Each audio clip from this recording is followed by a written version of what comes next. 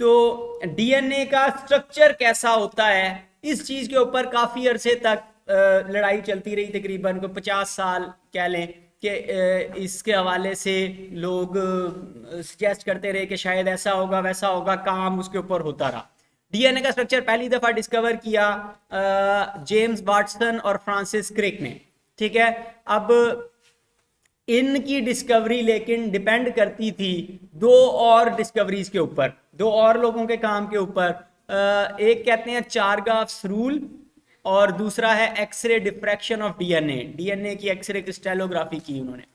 चारगाफ्स rule क्या है, तो ये जेम्स वाटसन साहब जो है वो एक दफा, अब अमूमन होता क्या है, अगर मैं कोई रिसर्च कर रहा हूँ और मुझे बड़े कोई काम की बात पता लग गई है तो मैं वो छुपा के रखता हूँ कि किसी को पता ना लगे, और जनाब या मतलब उस वक्त तक मैं छुपा के रखता हूँ जब तक मैं बिल्कुल उसके बारे में श्योर ना हो जाऊं। क्यों? क्योंकि हमने पढ़ा था साइंटिफिक मेथड के अंदर कि वहां पे क्या होता है, वहां पे दूसरे लोग आपकी बात को गलत साबित करने की कोशिश कर रहे होते हैं मुसलसल। ठीक है, तो अगर आप किसी चीज के बारे में श्योर नहीं है और आप लोगों के सामने उसे बता देंगे तो लोग उसकी धज्जियां उड़ा देंगे और आपकी इंसल्ट होगी। ठीक है, तो जब तक आप अपना काम कंप्लीट नहीं कर लेते, 100% श्योर नहीं हो जाते, तब तक अमूमन आप दूसरों को नहीं बताते। अब एरविन चारगाफ काम कर रहा था कि डीएनए के अंदर प्यूरीन्स कितनी होती हैं और पिरिमिडीन्स कितनी होती है, या एडेनिन की मिकदार कितनी है, ग्वानिन की मिकदार कितनी है, साइटोसिन की मिकदार कितनी है और थायमीन की मिकदार कितनी है। और वह मुख्तलिफ ऑर्गेनिजम्स के अंदर चेक कर रहा था कि किस में मिकदार कितनी होती है। ठीक है, मतलब रिसर्च कर रहा था। तो चारगाफ साहब ने चारगाफ रूल प्रपोज किया।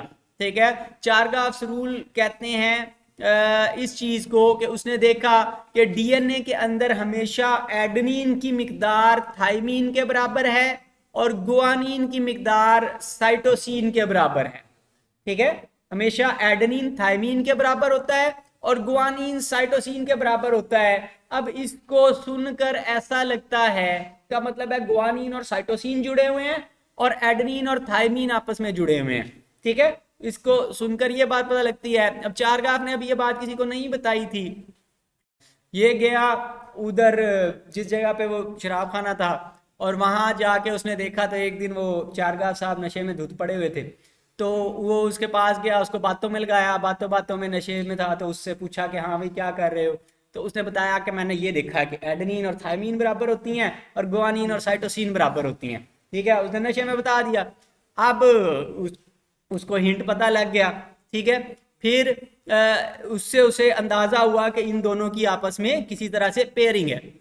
फिर जनाब मॉरिस विल्किंस और रोजलिन फ्रैंकलिन, रोजलिन फ्रैंकलिन लड़की थी, मॉरिस विल्किंस बाबा था। ठीक है, अब वो लड़की जरा यंग थी तो वो जी लेकिन वो ग्रेड वाइज उससे ऊपर थी, वो अफसर थी। और मॉरिस विल्किंस जो है वो कह लें कि वो लेबॉर्ट्री में अटेंडेंट था, उसका उसकी असिस्ट करना उसका काम था, असिस्टेंट था। तो वो उससे बड़ा तंग था बीबी से कि जी मतलब ये कम उम्र की लड़की आके मेरे ऊपर बॉस लग गई है, हुक्म चलाती रहती है।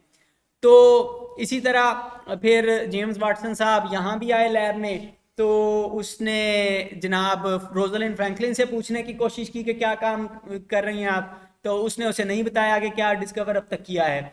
और उसने फिर वो मॉरिस विल्किंस के पास गया, तो मॉरिस विल्किंस ने उसको कहा कि अच्छा टेंशन ना लो, जब वो शाम को चली जाएगी घर तो फिर मैं जो उसने डाटा इकट्ठा किया हुआ वो मैं तुम्हें दिखा दूंगा।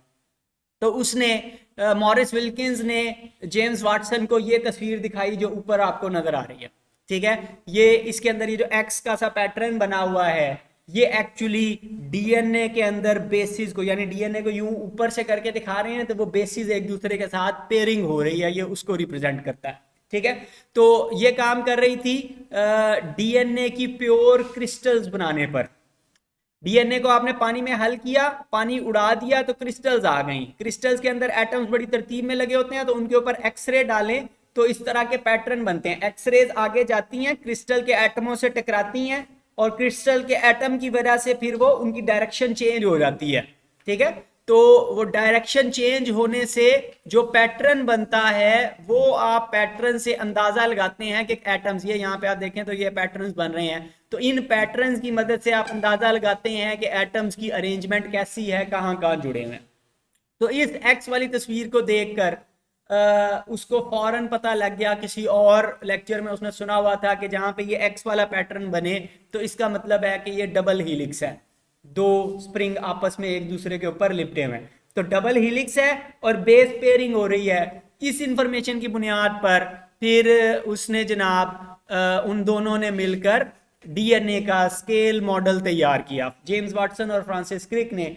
और उसके अंदर उन्होंने फिर जिस तरह एग्जैक्टली आपने बनाया है वही चीज़ उन्होंने कार्डबोर्ड से और तारों से जोड़ के बनाई, और इस बुनियाद पर उनको नोबेल प्राइज मिला। ठीक है, कितनी साल की उम्र में? 21 या 23 साल की उम्र में। अब वो डीएनए का जब डिस्कवर हुआ तो इसको हम कहते हैं ये सीक्रेट ऑफ लाइफ है। सीक्रेट ऑफ लाइफ क्या है कि जैसे ही आप डीएनए का स्ट्रक्चर देखते हैं तो आपको फौरन पता लग जाता है कि इसके अंदर इंफॉर्मेशन कैसे स्टोर हो सकती है। ठीक है, और ना सिर्फ ये कि इंफॉर्मेशन स्टोर कैसे हो सकती है, साथ ही साथ हमें यह भी पता लग जाता है कि इंफॉर्मेशन की कॉपी कैसे बननी है। इस एक स्ट्रक्चर को देखते साथ कि डीएनए ने जब एक सेल से दो सेल्स में जाना है तो कॉपी कैसे बनेगी वो भी फौरन पता लग जाता है। फिर उससे प्रोटीन्स कैसे बनेंगी वो भी फौरन पता लग जाता है। प्रोटीन्स इसको पढ़ कैसे सकती हैं वो भी फौरन पता लग जाता है। फिर बायोटेक्नोलॉजी आप कैसे कर सकती हैं, एक का डीएनए निकाल के दूसरे में कैसे डाल सकती हैं, इस तरह की सारी, यानी कि पिछले 70 साल में जितनी रिसर्च बायोलॉजी में हुई है वो सारी कह लें कि इस एक डिस्कवरी के ऊपर मुनहसिर है। ठीक है, तो बहुत सारे डिफरेंट फिनोमेना को एक्सप्लेन करता है कि इंफॉर्मेशन स्टोर कैसे होती है, कॉपी कैसे होगी या डीएनए की रेप्लिकेशन कैसे होगी, मैसेंजर आरएनए कैसे बनेगा, प्रोटीन्स कैसे बनेंगी, ये सारा कुछ। और टोटल एक सफ़े के ऊपर लिखा हुआ था इनका, मतलब टोटल ये डिस्कवरी जो है यानी कि पिछले 100 साल की बायोलॉजी में सबसे बड़ी डिस्कवरी अगर हम कहें तो वो ये है। ठीक है, या मिसाल के तौर पे एवोल्यूशन कैसे होगा, स्पीशीज चेंज कैसे होंगी, एक से मल्टीपल स्पीशीज कैसे बनेंगी, वेरिएशन क्यों है, लोग एक दूसरे से मुख्तलिफ क्यों हैं, म्यूटेशंस क्या होती हैं, सारा कुछ इसके अंदर लिखा हुआ है। और टोटल एक सफ़े उसमें हो जाता है। और कितनी साल में? 21 से 23 साल की उम्र में इनकी ये डिस्कवरी उन्होंने की। ठीक है, अब मज़े की बात यह है कि फ्रांसिस क्रिक और जेम्स वाटसन को नोबेल प्राइज़ मिला।